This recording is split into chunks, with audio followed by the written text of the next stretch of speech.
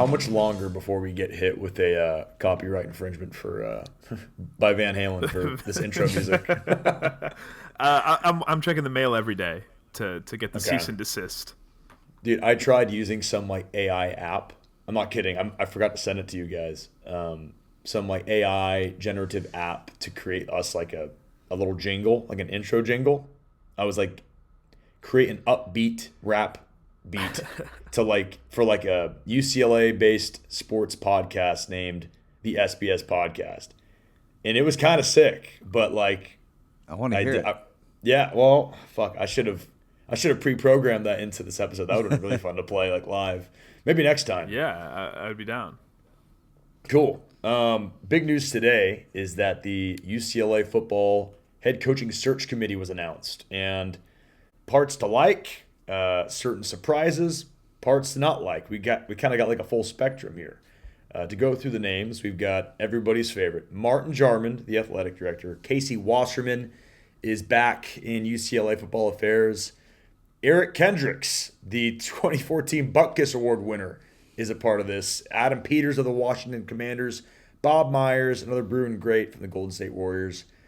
And Aaron Atkins, who I just don't understand why they keep insisting on including her in these types of things. I've never heard one good thing about her work product, or what she brings to the table.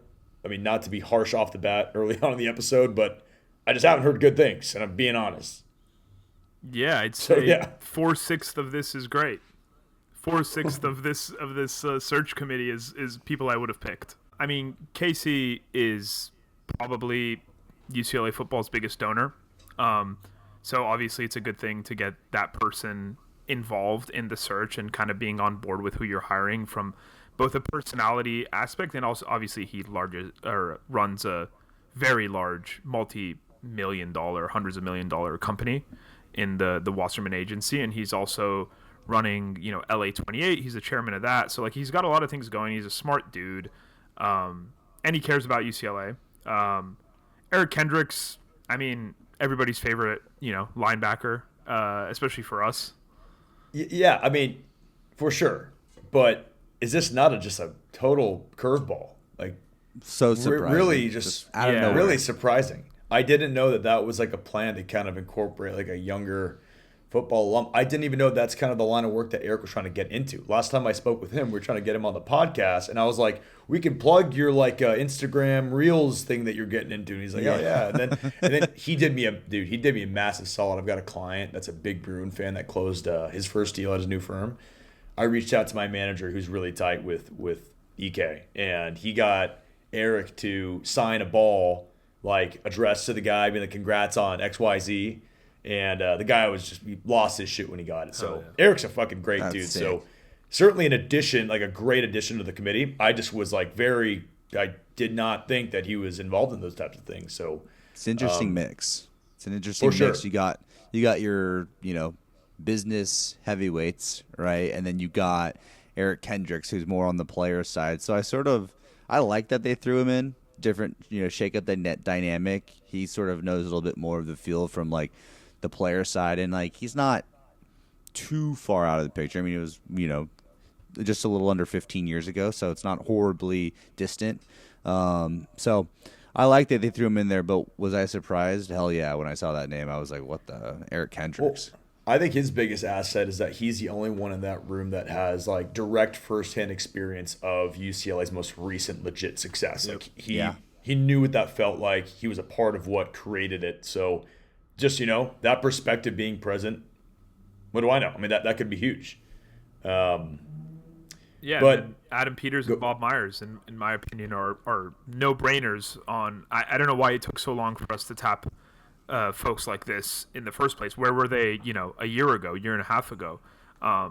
We could obviously talk a while at Martin not doing his job, but I mean, Bob Myers, the architect of maybe the greatest basketball team ever assembled, definitely in the modern age, and then Adam Peters, being responsible for the turnaround of the Washington, Redskins to the Commanders and all of that, and the success that they've had going from like a non-competitive team to an NFC championship and a stud, draft room and all that. So Yeah. So yeah, I mean, those are no-brainers in my opinion. Those And three just- guys, those three guys are going to know exactly what to look for in someone. The exact qualities, characteristics that would need to run a football program. Because this, I saw it, I think, on X at some point today or yesterday. This is the most important hire in UCLA football history. This is the most important hire in UCLA athletics history. Yep. Yeah. I used Yeah. the word existential, I think, 2 or 3 episodes ago, and I still fully stand by that. I'll mention this because Bruin Report made it a public article. I don't know whether or not people frequent their website or not, but it's a read that's worth kind of reviewing. It's opinion based, but it kind of mentions the upcoming, 5 years from now, the Big Ten media deal kind of expiration, kind of that reset year that 2030 will be, whether it be a matter of the Big Ten media deal being restructured and renegotiating, what that will look like, and even just the prospect of how the cards will reshuffle when these types of contracts expire from like a greater sense, like the college football landscape. Will there be a super league for all we know? That is not out of the realm of possibility. So it is absolutely, like, every day at this point right now, man, it really does matter with UCLA getting its shit together and getting its pitch together for these coaches.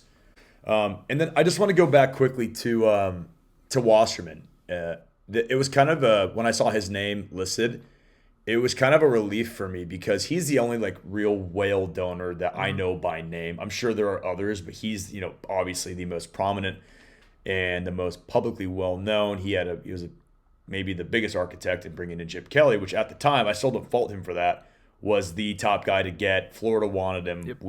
That was the biggest flex UCLA's made probably this century. It didn't work out, but it was a flex at the time. I'm just kind of relieved to see him back in the context of UCLA football because the last that Bruin fans have really heard from Casey Wasserman was when he kind of doubled down on Chip Kelly too. It was like some random outlet like the OC Register or something like that where he was defending Chip like shortly after the Arizona State loss, I think it was in 2023, where he 100% should have already been fired, but he kind of like died on that hill, which rubbed a lot of people the wrong way. And then since then, there was some, kind of scandalous stuff going on with him, a lot of headlines. He had his hands full with the Olympics. So I had not heard anything from Casey Wasserman from like a donations or a decision-making thing. So I didn't know if he's been kind of checked out in the world of UCLA football. So despite all that, I'm just happy to see that he still cares. He's still involved. He's willing to dedicate his own resources at this because that's a guy that's got a whole lot going on, personally and professionally. So Yeah, you good need to see him. Casey back. You need him and his pockets bad. 100%. I mean, you want a guy in this committee that knows money, knows how to talk to rich people. You need a money guy. And Casey's a lot more than just a money guy, but he is a money guy. And I would say that is the biggest factor in all of this is no matter who you hire, what offense he's going to bring, what kind of staff he's going to bring, this is all about UCLA finding ways to become rich again and to tap into money.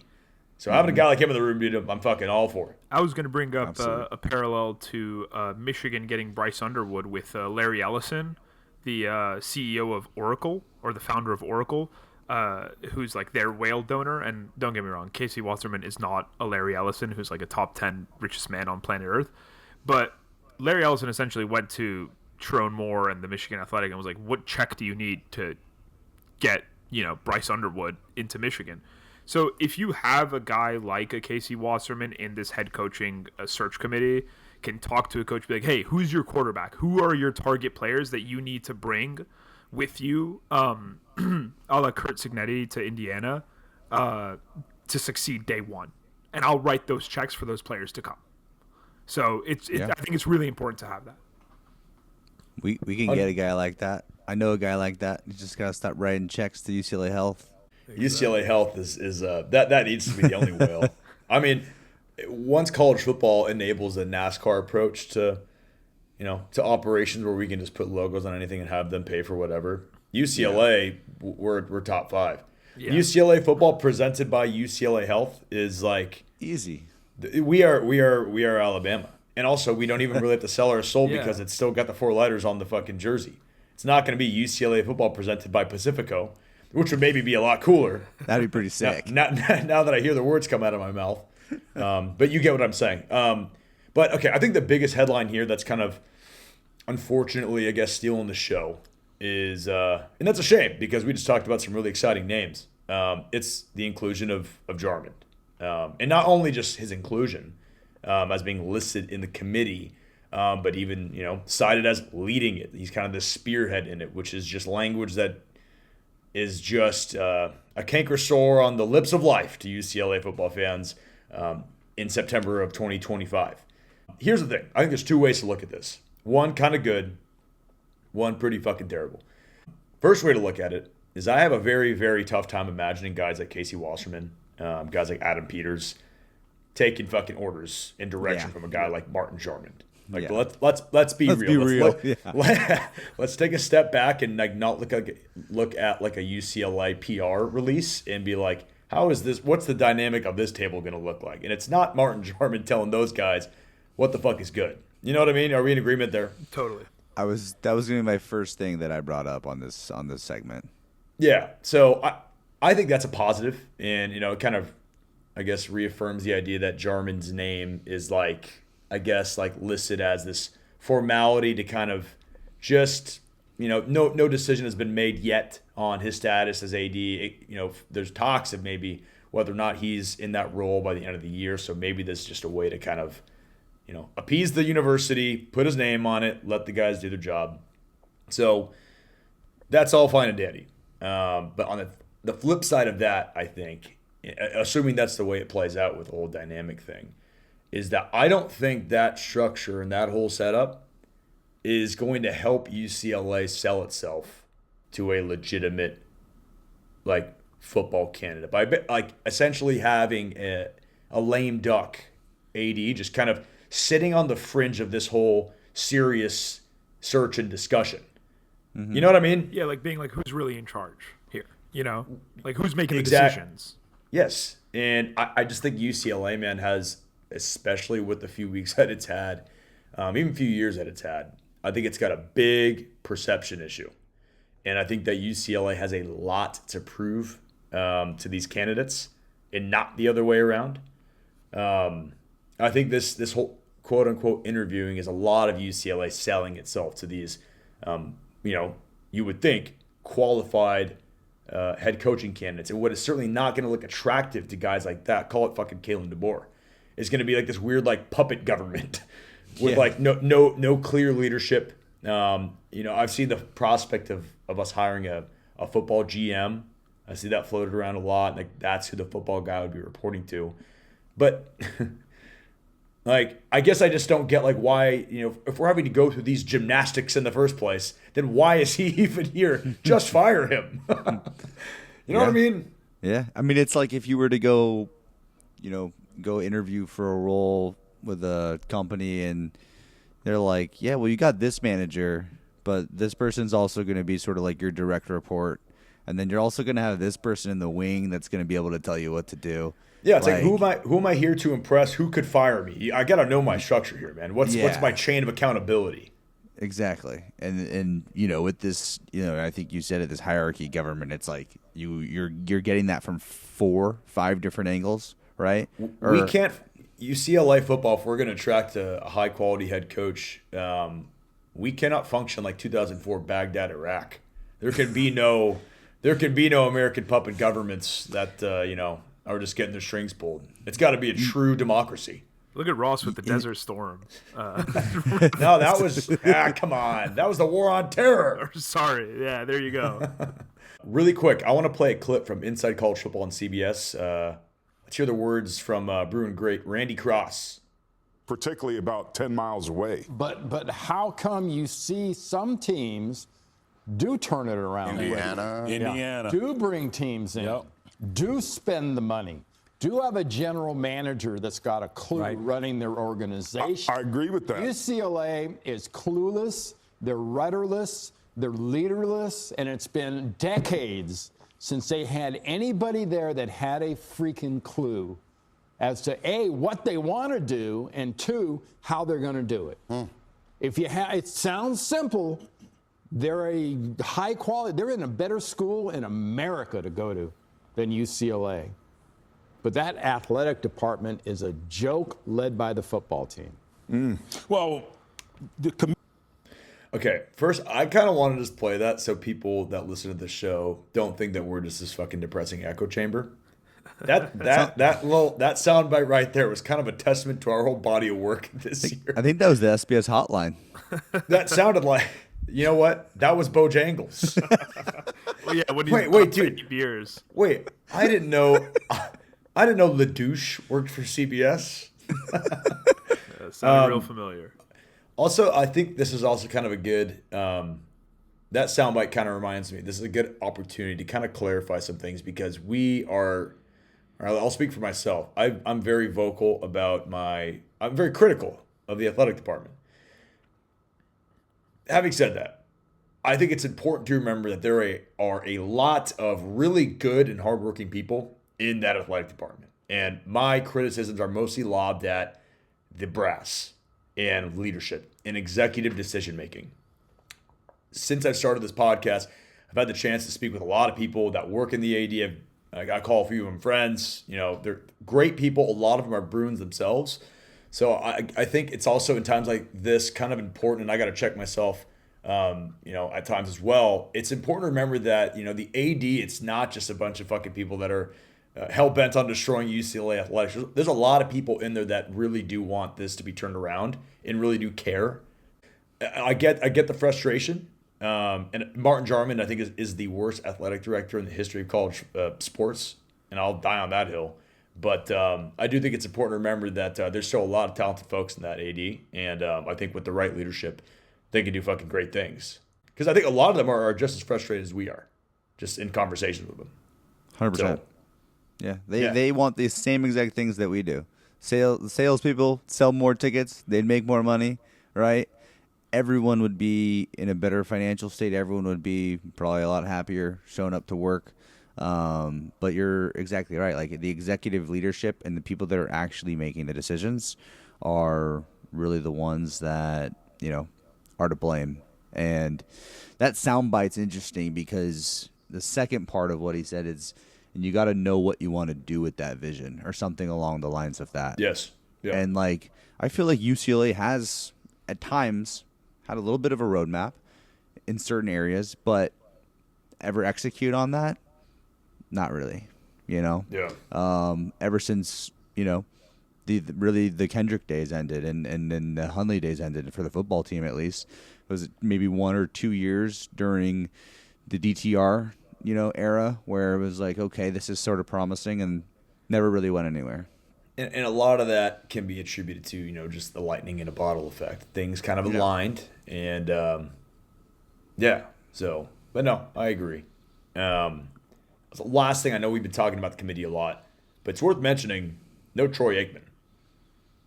That was the big thing that I think it's not being talked about enough because Troy's been a vocal supporter of UCLA football and more than that. I mean, he was right there with Casey with bringing in Chip.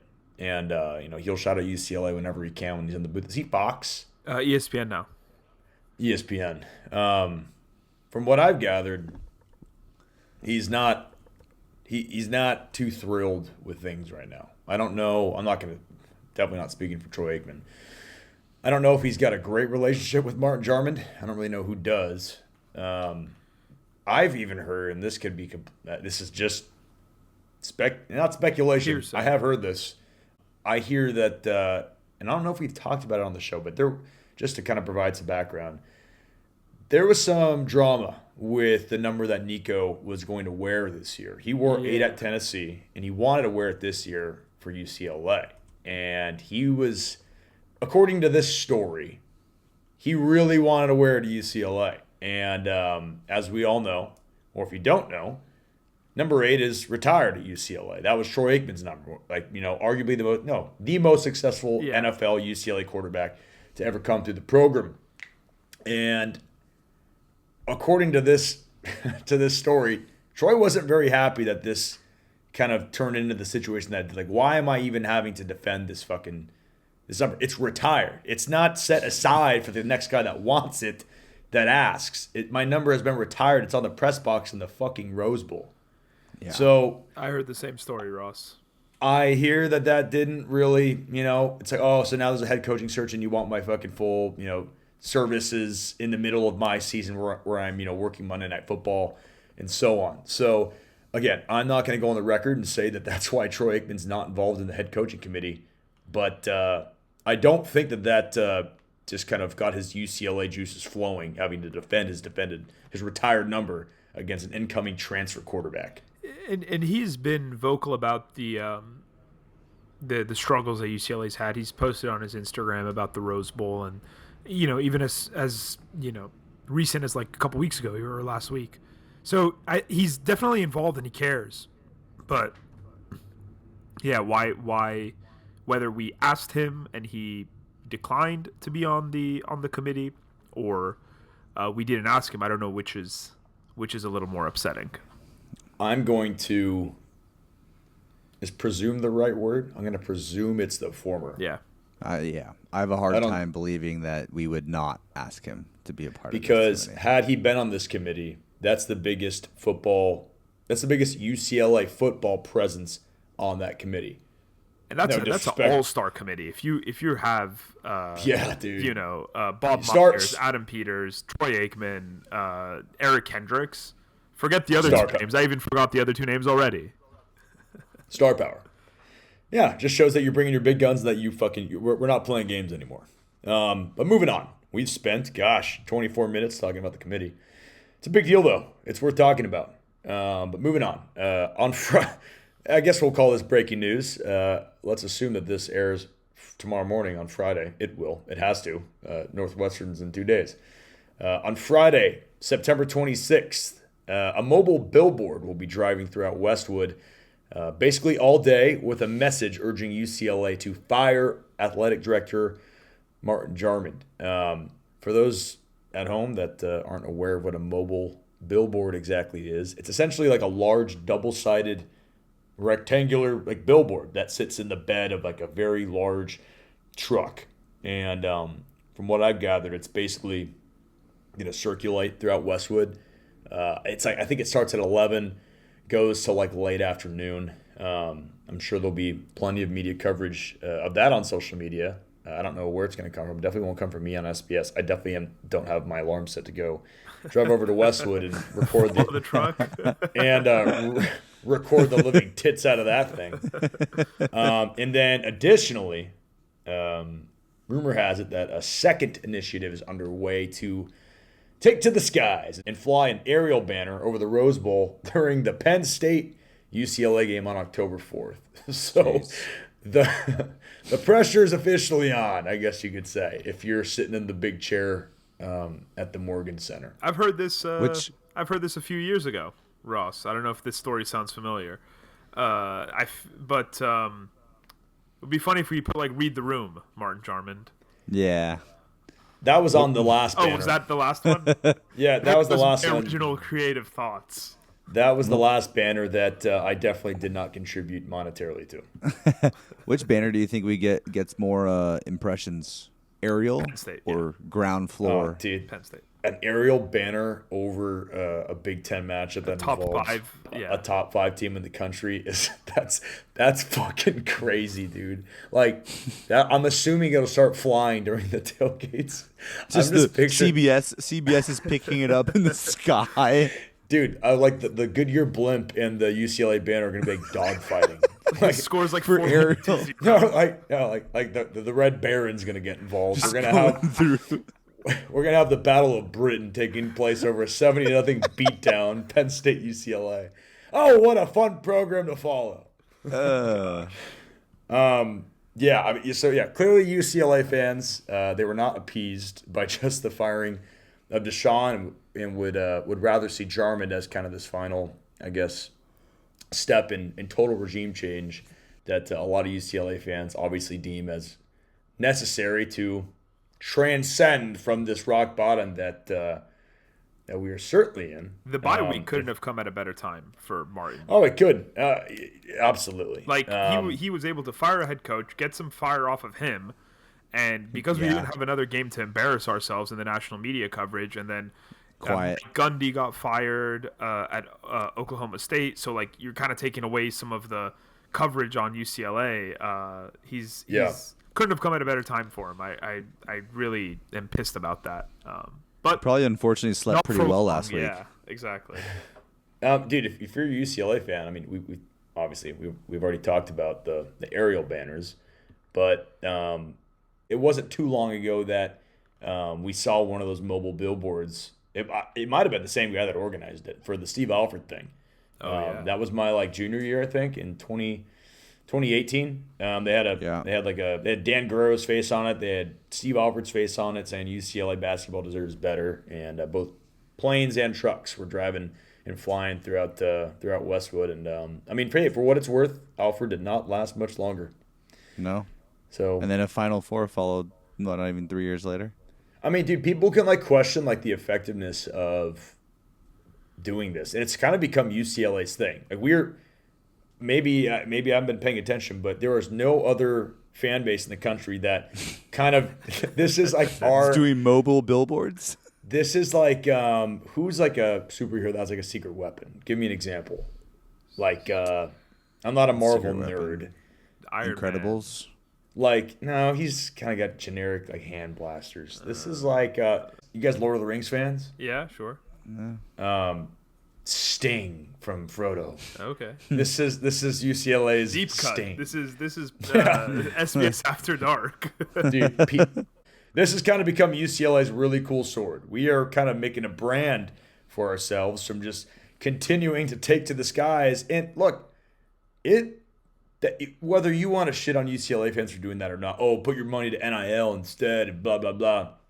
First off, by the way, these planes cost $2,000. $2,000 is not doing shit when it comes to attracting a head coach. It's not putting a dent in our $15 million that we need in NIL. But I will say this. You can't tell me that's not effective. And that's embarrassing if you're the university. You have super embarrassing planes flying over your airspace that are just desecrating the name of your top dogs in the AD. So there's no way that does not at least kind of change some mindsets and some vibes in the chancellor's office. The Red Baron comment got me. That's a good one. Yeah, dude. So you got the Goodyear blimp on the Amelia east. Earhart. You've got Snoopy diving in a V formation. Here comes the Red Baron, and then there's the UCLA banner getting towed by a coughing Cessna. We got a game to discuss. UCLA football is still in season, whether we want to remember that or not. Game 4. We are a third of the way into this season, and UCLA has, I guess you could say that they've got their hands full with the North. guys, I need us all to remember that I guess. Was it our prediction that we'd be 6-1 going into No. It'd be 4-0 going into the Penn State game, and here we are on September 25th at 9:30 p.m. on a Thursday saying UCLA's got their hands full with the Northwestern Wildcats. Okay, let's lock in. Let's lock in. Is this UCLA's last real chance at a win? Is this it? I mean, yeah. According to ESPN analytics. Yeah, Northwestern. 74% chance at winning per ESPN. They're, as of, I think this was yesterday, minus 6.5 point favorites. Also, worth mentioning the last time that these two teams played each other, and I can't believe that this is the last time that they played 20 years ago. The 2005 Sun Bowl, 22-point comeback. Bruins were down 22-0 to start the game, ended up winning it 50-38. Brandon Brazil, follower of SBS, great Bruin, returned back-to-back onside kicks for touchdowns. I'm going to make the claim that that's the only time that's been done in NCAA history. I'm not going to fact-check myself. If somebody wants to find that, I mean, we're in the age of ChatGPT. You could probably fact-check me on that. Actually, can we do that live? I wonder if it could do that. What? Let's see. Hold on. Let's do this live on the show. If it can figure out, or if I can just ask who has returned in NCAA history back-to-back onside kicks for touchdowns.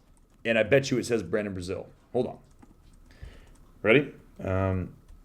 Who in the history of NCAA football has returned back-to-back. Not just one, dude. This is a crazy fucking set. Back-to-back onside kicks for touchdowns. Special teams coach was going crazy. Special teams. Here we go. Special players. Here we go.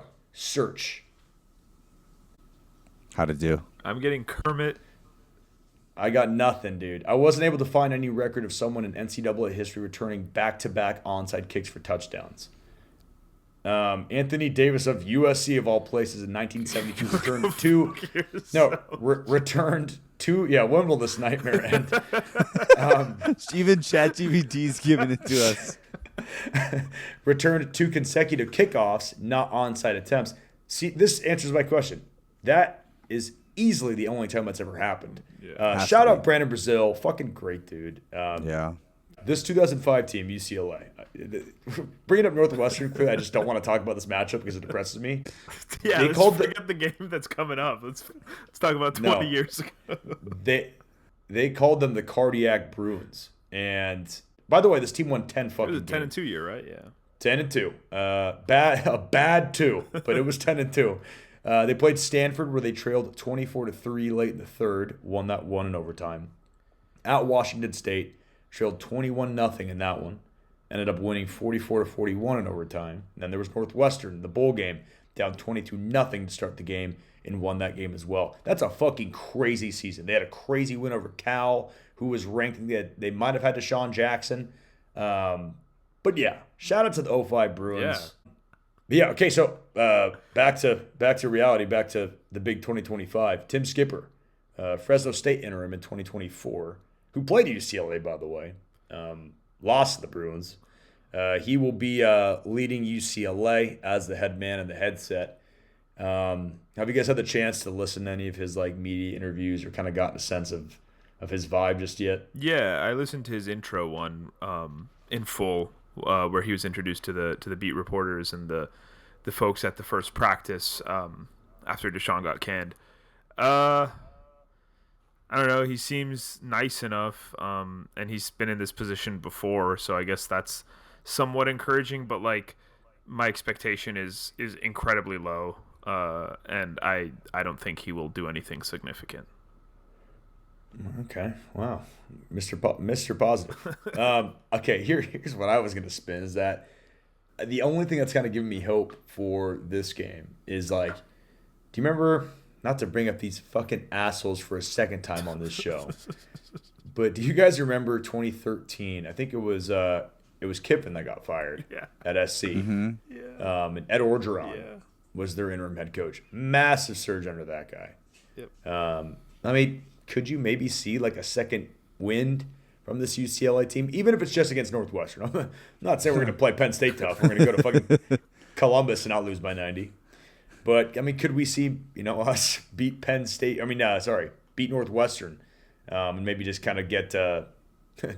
Well, I forgot to mention the defensive coordinator's gone. Oh yeah, just quit. And, yeah, dude, just on his own volunteer will. What? Everyone's like, okay, I don't want to. Malloy sounds like a great guy, and he really cared about his players. He cried in press conferences because he cared so much about his guys. The rumor, or I guess the reports are, he essentially, I don't want to use the word, he essentially quit because he couldn't not blame himself.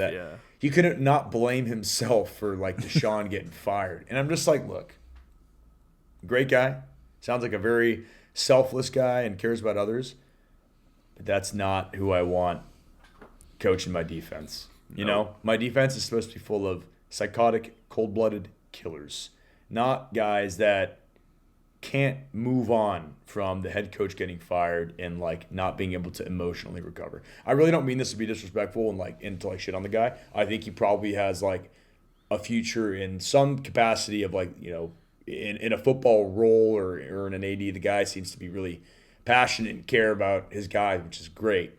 But I'm sorry, clearly it's time to move on from this entire. I mentioned it on Twitter. Let's move on from all of this. When I heard about this, I'm like, we clearly have been going down the wrong road because I feel this is Sorry. Nick Saban probably read that headline and was like, UCLA is not serious. But yeah, dude, I feel for Tino Sinceri out of all this. Guy was on a straight head coaching track if he stayed at Indiana. 100%. And at least we got a interim head coach now with some interim head coaching experience. Yeah, That's what my the take very is. rare double interim head We got coach. the double interim in our interim role. We're going to get into our head coaching short list later on in the episode. My only criteria is I want a guy that's been interim at least 4 times in his career. It's like one of those traveling nurses. He's just a traveling interim head coach. Yeah. You know what? We should dedicate a position with the upcoming staff as just like... Just keep somebody on the payroll. He's just the interim if need be. He's not going to coach anything in the meantime. Just the interim if... It's like an alternate. No, like break glass if fire.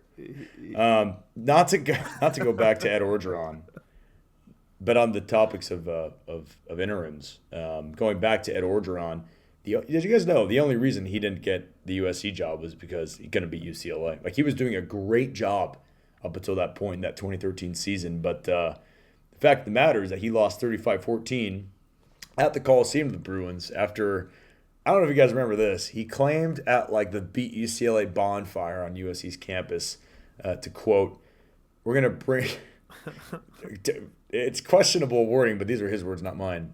"We're going to bring those little boys from across town into our stadium and we're going to lock the gates." Like, yeah. Did you guys know that was the basis for the Sissy Blue situation? Oh, really? No, I didn't. Yeah. Oh, yeah. A lot of people don't know that. And for those that don't even know what Sissy Blue is, in 2021, UCLA played LSU at the Rose Bowl. And Ed showed up in his fucking suit, walking down the tunnel, and there was some rogue UCLA fan that happened to be just kind of hanging around. It was like 5 hours before kickoff. Let's get that guy in the show. He yells out, he goes, and this was picked up by like the initial like iPhone video of this whole interaction. He goes, "Watch out, Ed, we're going to lock the gates." Which is hilarious. And then he proceeds to go, "Oh, bring your ass on, you little Sissy Blue shirt." And the rest is history. So Northwestern, I don't know how this is going to go. All over the place. Yeah, clearly we're doing anything we can to not talk about this matchup because I don't know what's going to happen. I don't even really know who's coaching anymore. UCLA's defense. Who's the def? Or no, we picked up a DC. We picked up a DC. I don't think we did. I think we did. He brought in what's his name? I think he's like a consultant. It's defense by committee. Kevin Coyle. Whether he's a consultant, whether he is the defensive coordinator, is up for grabs at this point. But there is someone there that is going to at least help with the defense. Okay, what I wanted to talk about this episode primarily was I want to talk some head coaches. That's kind of what I would hope would be on the top of most fans' minds because this season is basically just a formality at this point. So I want to bring up a few names. I want to hear if you guys have any thoughts on it, and we'll take it from there. Does that sound good? Let's do it. Let's do it. I'm going to start with what I think is the most, I guess, realistic, and who I think will be the next head coach at UCLA, and that is Tony White at Florida State, defensive coordinator at Florida State, former Bruin. Does anybody want to give me their initial reaction to him? Does anybody have thoughts on Tony White? Let me hear. I think this is what they call in ESPN fantasy football boom or bust. I feel like Tony White could either be the next big thing, and he does it here at UCLA if hired, or we find ourselves in the exact same position 3 years from now. So to me, I feel like Tony White, not being a head coach prior, he's got those alumni ties, sort of like Foster did. To me, it feels very, very just boom or bust. Like there's no other way to put it. Yeah, I agree. I mean, it's probably one of the worst kept secrets, at least within UCLA fan circles, that Tony White wants the job. And obviously was very impressive in his interview last year, from what I've heard in the quote interview that wasn't really an interview, on how to kind of turn around and overhaul the Bruin program. My hesitations are the same as you, Kyle. He's an unproven head coach, and it kind of slams the door shut for any UCLA alum in the future. Essentially, if it doesn't go well, but he is a defensive guru. I just don't. This might be me selfishly thinking is like I don't want a defensive head coach. Being completely honest, in this era of NIL, highlight reels, TikToks, all that stuff, like Kirk Ferentz is on the hot seat at Iowa because of the defensive reason. Like I want a Dan Lanning sort of Kurt Signetti, put up 60 points, give up 40, but that sort of mold. Facts. Yeah, I think really highly of Tony White, and I think he's a good candidate. But I think he was the selection in February of 2024, like almost like the perfect selection, like given the just ridiculous circumstances that we found ourselves in February of 24, and it was also just kind of like exactly what we needed after Kelly, like after Chip Kelly, who was this like I guess like a distant outsider that clearly didn't give a shit about UCLA, its history, its fans.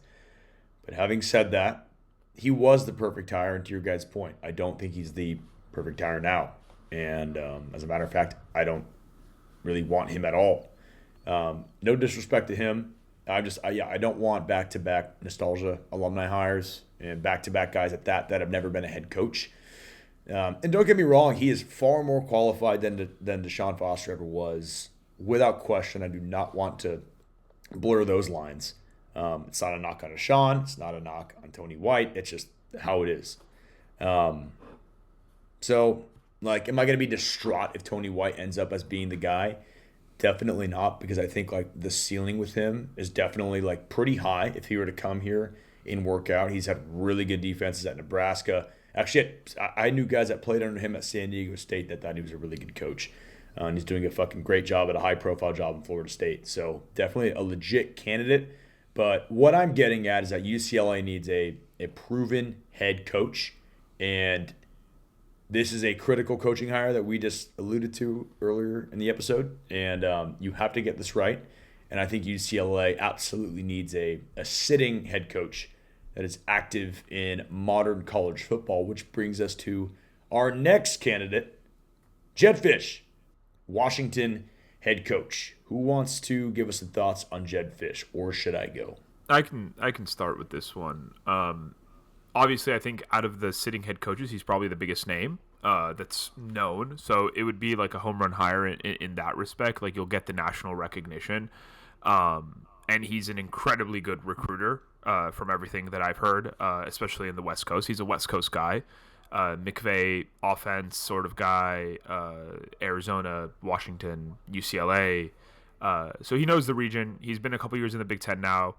My biggest problem with Jedd Fisch, playing devil's advocate, is that he's kind of a serial, just above 500 guy, like a 7-5, a 6-6. You know, he had that one season at Arizona where he went 10-3, but I mean, and he's also started 3-0 this year at Washington. But like outside of that, like he's pretty near 500 every season he's been a head coach. So the only knock on it is like he's not a winner. I don't know if we deserve a winner, but that's my only hesitation. I'm going to push back on that. Sure. I think the turnaround he did at Arizona, he brought him to 10 wins, I think, in his final season there, was remarkable. I think we're forgetting how dreadful Arizona was when he took that job. They were fucking horrible. And I think his first season, his average might be low because I think his first year at Arizona was like 2 wins. It was horrible. And I think that's more of a testament as to what he took over versus what kind of job he did in his first year at Arizona. And then I think 5 wins his second year and then 10 in his third, and then picked up by Washington. Was that a good year? No, but that was like a stripped down to the studs overhaul turnover year after that national championship appearance. So I won't hold his like total head coaching record against him just from like, I think context. I think just if you look at like kind of the trajectory that he built at Arizona. Yeah. He's 3-0 right now at Washington. We'll see how like this year plays out for him. He's put up, let's see, I've got a couple notes. So far this year, 59 points against Wazoo, 70 points against UC Davis. Shout out Josh Kelly. Dude, it's UC Davis. I would take 70 points against the blind sisters of the poor. UCLA, we played fucking New Mexico, and we scored, what was it, 10 points? 70 points is fantastic against anybody. It means your offense is working. So he's 3-0. I'll fucking tell you what, we're going to learn a lot about the trajectory of his program on Saturday when they go to they go to Columbus to play the Ohio State Buckeyes, #1 team in the land. I think they host. Seriously? Ooh, that's even more interesting because they it's actually in the greatest setting. Oh hell yeah, dude! That's even better. Okay. Yeah. Kyle, you're a Washington guy. Why are you not fucking speaking over my ass? You should be on my side. I will say Washington Husky football tailgates are quite impressive. Sailgating, that shit is pretty sweet. Well, dude, another reason why I want him so bad, sorry not to totally just give you the mic and then pull it right back, but like you brought up Washington and how it's like a cool place. Imagine like the damage control we'd be doing and like the restoration to our perception as like a job if we just snatched Washington's head coach to become ours. Oh yeah. Everybody thinks we're the worst job in the country, and then we just go and take Jed Fish. That's a fucking that's big nut stuff. What Washington football has been is what UCLA football should be, like in my opinion. Yes. Like Washington football. Yeah. When I think of Washington football, at least in my lifetime, I just think of a good, solid team, very, very comparative to Utah, and that's exactly what UCLA should be. Not like, we're in the top 5 every single year, but we're in the top 20, top 15, and competing in that top 10 every 3 years, right? The thing about Jed Fish is I just don't understand. I mean, he should be in seat. He should be the next head coach wearing the headset. He's going to, what Keon talked about, he's going to be the offensive mind, offensive guru. He's going to recruit. What he did at Arizona, being a West Coast guy, he's got ties at all the high schools. I mean, he got McMillan to go to Arizona when they were 1-11 from Survey. Like, that is crazy shit. Turn that program around, and he wants to be at UCLA. It's no secret. So the buyout is big. I think it's almost $15 million. So that's obviously a headache. But if this is the most important hire in UCLA athletics history, I don't think there's any other name other than like a DeBoer or a big name other than Jed Fish. I agree. I think this is like if UCLA is serious, this is your guy. This is who you go get. Sorry, I was just going to say, like, I don't disagree with anything you guys have said. I was just throwing out some, devil's advocate sort of takes. Yeah, fair. But yeah, absolutely. Out of the list we have, and I really want to look at the game. We play Washington, right, towards the end of the season? Yes. Yeah, it's our last game. Right? And for the next head coach as well that we're going to talk about. But it's going to be not a dress rehearsal, or kind of like an interview game, I feel like it could be. On how Jed Fish comes out and just mollywops the Bruins. Somebody mentioned his recruiting, and that's I talked earlier about we need Casey Wasserman, a guy that knows money. One reputation that Jed Fish has is that he's a guy that knows how to fucking schmooze. That's what we need. That's what I want. I want a schemy, savvy schmoozer that understands the importance of donors and money. I want a guy that he wants to do that as bad as he wants to be throwing X's and O's out on a clipboard at the Rose Bowl. That is like, it's a 50-50 job to this guy. That's what it needs to be. Probably even more. One of my best friends worked for Jed Fish at Arizona, and Snapchats that I got sent and videos that I were sent of recruiting trips that dude put on for recruits when they came to Tucson was some of the craziest shit I've ever seen in my life. Like, full red carpet. I mean, it's Tucson, Arizona. You know what I mean? Like, mansions and sports cars and, the whole 9 yards. So when you say he's a schmoozer, he is 100% a schmoozer and probably even loves that side of the game more than, the X's and O's. I mean, I'm not going to speak for the guy, but that you got to be good in this day and age at doing that just as good as you are doing your job. I mean, look at Mick Cronin. I mean, Mick likes basketball more than the donor stuff. Mick could hate that side of the job for all I know, but he leans into it and embraces it as hard as you could ask anybody to do at UCLA. And I think that's why Mick has had the success that he's had. I mean, Grant, there's been some rough patches, and he's kind of got to prove it this year. But no one can question that Mick wants to make it work out at UCLA. And, I mean, look, we're going to talk about basketball here in a minute. Look at who he fucking managed to pull into Westwood this year. He's got the number one point guard in the country because of his willingness to go, raise money and get funds and just make things happen and not just accept things saying that, it's UCLA had another money. It's like, no, fuck that. We have the money. We have to try to get the money. Jim Moore proved it in a much lesser sense in the early 2010s that if you just try, and if you're creative and you're aggressive and you don't really give much of a shit, you can make things happen at UCLA. He built a facility. He changed the culture. He won a lot of games. He beat SC 3 years in a row.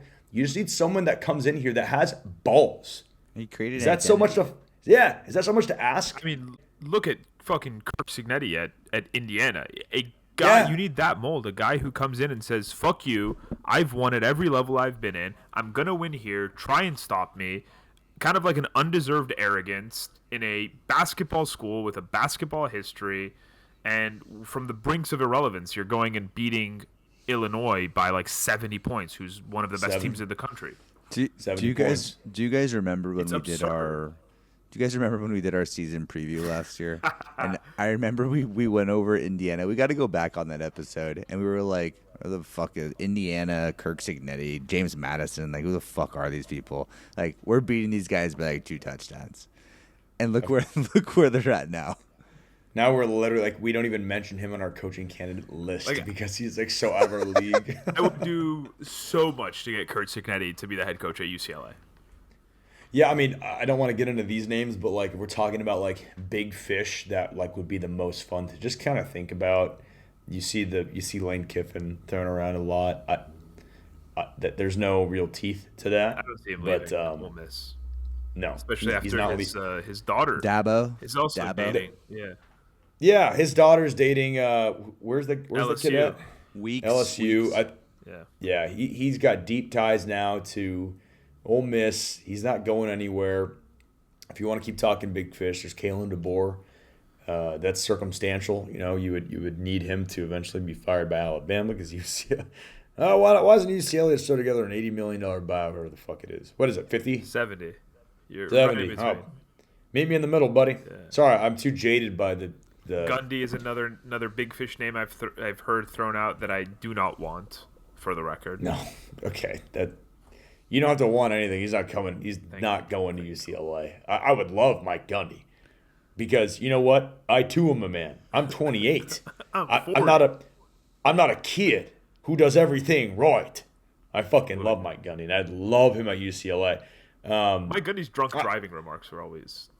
So yeah, we've always all kind of drive drunk every now and then. Wearing like a Fox News t-shirt. He'd do really well at UCLA. You know what, dude? In the mullet. I'm tired of hearing people say that someone's not going to be a cultural fit at UCLA.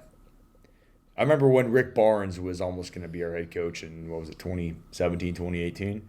Oh, Rick Barnes wouldn't be a good cultural fit. Okay, well, let's talk about UCLA football. What do we are we better than Mike Gundy in his accent and his mullet? No. I'm not saying I want him as a head coach, but I don't want to see culture and a cultural fit as a disqualifying factor for anybody.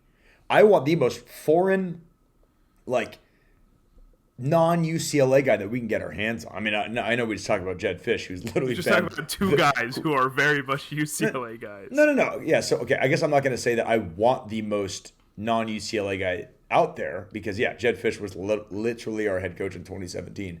But, like, I am open to I'm open to Ed Orgeron if he fucking wants it. Like, yeah. Give me whoever, man. There's no culture to lose here. If it's a top to bottom cleaning of the house and a total outsider that brings in an entirely new regional culture into UCLA, that could be exactly what we need. That's all I have. Identity. Yeah, you got to create an identity of some sort. And right now, we are so scattered. Yeah, we certainly are. I wanted to talk about more head coaches, but I want to make sure that we get through this freaking episode. Kyle, I know you wanted to talk a little bit about Bruin basketball, brother. Do you want to start us off on some greener pastures and talk some Bruin hoops? Yeah, let's look forward to something. So let's see. We started the season on November 3rd. Pretty big offseason for Mick Cronin and the fellas. I think it's no secret that we return a pretty solid core of guys. In Bilodeau, Daly, and Sky Clark. Pretty much. I want to say it was 3 of the 4 leading scorers of last year. Finally getting rid of some of, we talked about it a lot last year, the baggage that it seemed to just be like holding on to hope at times with the likes of Sebastian Mack, who's now at Missouri, and Dylan Andrews, who ended up at Boise State. That's a great way to put it. That was a hope-based year. Hope-based, holding on to some baggage. But we replaced Dylan Andrews with, I would say, arguably the biggest transfer in the sort of portal era history with UCLA in Donovan Dent. And he is a unanimous first-team All-American point guard across the board, was an absolute stud at New Mexico, absolutely cooked us in Vegas last year. He averaged 20 a game, and I think we talked about this so many different times on the podcast last year of how hard it was to watch Dylan Andrews try and get to the basket and get in some type of scoring lanes. It's going to be a complete 180 this year with Donovan Dent being able to do that. And honestly, Mick Cronin has pieced together some bigs that are going to really gel with that kind of, slash and maybe kick to a guy like a Jamar Brown, who's a transfer from Kansas City, where I think we all saw that and we're like, who is this guy? If you shoot 45% from 3, I don't care at any level. If I go outside and shoot 45% from 3 right now in a pickup game, that's still pretty damn good. But he dropped, I want to say, like 30 on Iowa State last year when they were like number 6 in the country. His game logs from last year are just ridiculous. So I know we're going to get into a deeper dive at some point of, the roster and breakdown as we get closer, but just some things to look forward to. I think it's going to be a really good team. I want to say we're top 15 at least in every preseason poll, as high as I think 7 in some. So I think Mick Cronin, Ross, you mentioned it earlier, he's got a lot to prove this season. And I think it is one of those seasons where if for whatever reason we slip in non-conference, maybe against Cal, we should beat Gonzaga, we just slip. There's going to be a lot of noise around Mick Cronin because this is a team that he's got many, many pieces. And I think that, he's really got to do something this year. And the schedule at the same time, in my opinion, is pretty favorable. You pull out of the CBS Sports Classic. A lot of Saturdays, baby. A lot of Saturdays. Fuck he pulls yeah. out of the CBS Sports Classic, doesn't want to go travel all the way to New York. We get Gonzaga this year in Seattle, so the reverse, sort of fixture of last year's Intuit game. But now we get Arizona at home in the Intuit Dome. So that'll be a fun one. We were all there last year, and we know how hostile that was in Phoenix. So yeah, that's a Friday night too.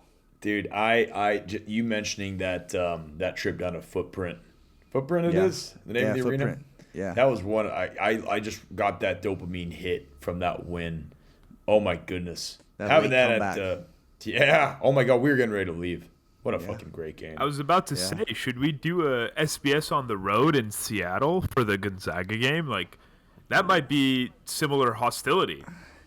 I think we should do a watch party for that game. Okay. If I'm being honest, I think that'd be pretty sweet to do. That's true. something We for the kind of Gonzaga. lost the opportunity to do a watch party this year in football with the football season kind of the enthusiasm required for a watch party lasted about 7 seconds of regulation into the season. So we kind of were robbed of that with football. But you're right. That could be a great opportunity to get SBS Nation back together. Yep. And Go ahead. We got some. The Big Ten schedule as well is going to be sweet. The Purdue game in January. I think it sucks that it's on a Tuesday night, but that should be a top 10 matchup, Hell right? yeah. Inside Pauley Pavilion. Purdue comes. They got, Braden Smith back. Purdue's easily number one in the country right now. We got Maryland at home, Illinois at home, and Indiana at home. Oh my God, I hate how much I hate Illinois. Yeah. That was one of like the unlocked hideous truths of our first full season in the Big Ten so play. It was weird. like, oh my They're the God, worst. I hate I hate Illinois basketball. They are Arizona North. Kyle, that was a great teaser, and that got my piss hot. I wanted to. Normally I'm kind of like, as far as SBS's podcast roster goes, kind of on the B team when it comes to basketball knowledge. But I'm excited to come to you guys with what I think is going to be a soundbite that we are going to look back on and call it. Let's see how old the guy is. His name is Sharif Milogo. You guys all have access to your computers right now. I want you to look this guy up. We all know I went to St. Francis High School in La Cañada, California. We are not known for being a basketball program for reasons that I won't dive into. Not a historically strong basketball program. However, I was told while at a wedding 2 weeks ago that there is a certain player who's 7'4", from I never heard of the country in my life, from West Africa. I'll leave it at that. 7'4" center. He's been recruited by Kentucky and Syracuse. He's a sophomore, so he's young. But he is currently living with none other than Luke Richard Mbah-a-Moute, who brought him over from West Africa, who kind of brokered this whole thing. And he's currently playing for the Golden Knights in La Cañada, California, of all places. So we're not on the radar just yet. We're not in discussions for this guy as a recruit just yet. But to remind you guys, he's very young. But he is 7 feet tall and 4 inches. This kid has one and done written all over him. If UCLA picked up a 7'4" center from my alma mater, which is from La Cañada, California, the least basketball-centric place maybe on earth, I can't even tell you what I would do. That'd be the most fun basketball season of my entire life. The merch would go crazy. Given his ties to Luke Mbah-a-Moute, I think it's only a matter of time before he gets that UCLA offer. And if he does get it, I think Luke's going to be able to he lives with the guy. If we can't pull him then we got fucking serious problems. And NIL should not be an issue if we're talking 7'4". End of story. That's my inside baseball, baby. That's awesome. Sharif Milogo. That's pretty good. I'm looking at this article right now on Yahoo Sports of him. They play the St. Francis Golden Knights open up their season against Arcadia. Might have to go check that one out. Scout. I'll report back to Cronin for you. Cool. Good. All right. As always, thanks for tuning in to the SBS podcast.